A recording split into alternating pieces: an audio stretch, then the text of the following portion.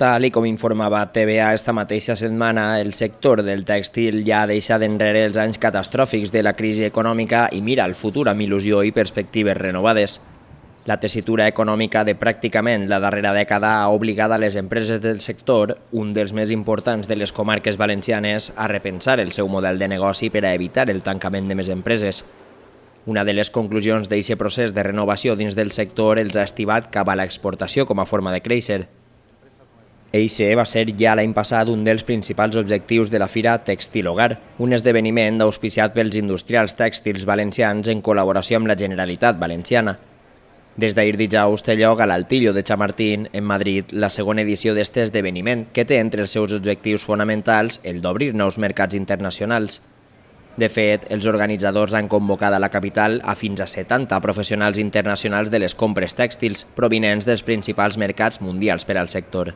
És la segona edició, que a més ha duplicat respecte a la primera edició en firmes, i això és un indicador de que el tèxtil, d'una manera o altra, té una altra vida.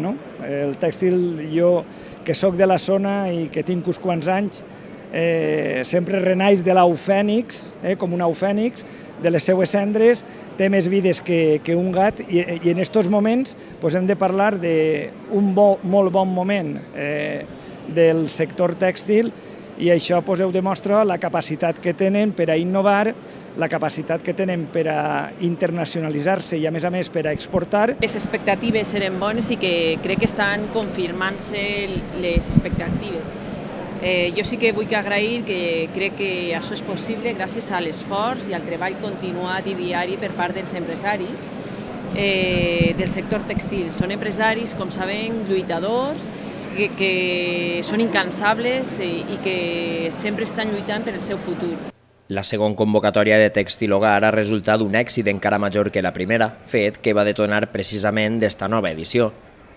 El nombre d'expositors participants ha crescut un 53% respecte a 2015, arribant a les 71 empreses participants.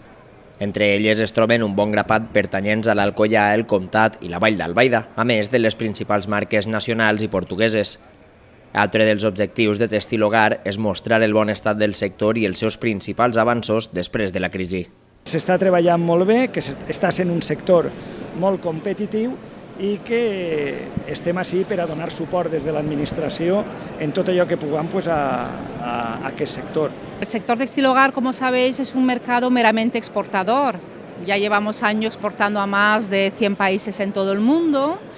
Y a pesar de los momentos complicados que hemos pasado por la globalización y por las crisis que hemos padecido en algunos mercados, las exportaciones van a buen ritmo y este año en el primer semestre hemos crecido un 10%, con lo cual las expectativas son buenas y pensamos que vamos a finalizar el año con un aumento de las cifras de exportación y que las relaciones comerciales cada año se van a ir consolidando a buen ritmo. Se han renovado, han apostado muchísimo por la calidad y el diseño en los productos, han invertido en nuevas tecnologías, el sector, el textil hogar español está reconocido mundialmente como un textil de calidad. Y el buen servicio que dan las empresas a la hora de atender todos los pedidos que reciben, un servicio rápido, ha hecho que no bajemos la guardia y que estemos ahora mismo posicionados entre los países con buena aceptación por parte de todos los compradores internacionales. Tèxtil Hogar va néixer l'any passat arrel de la idea dels empresaris de les comarques centrals valencianes per a substituir a la desapareguda Fira Tèxtil de València.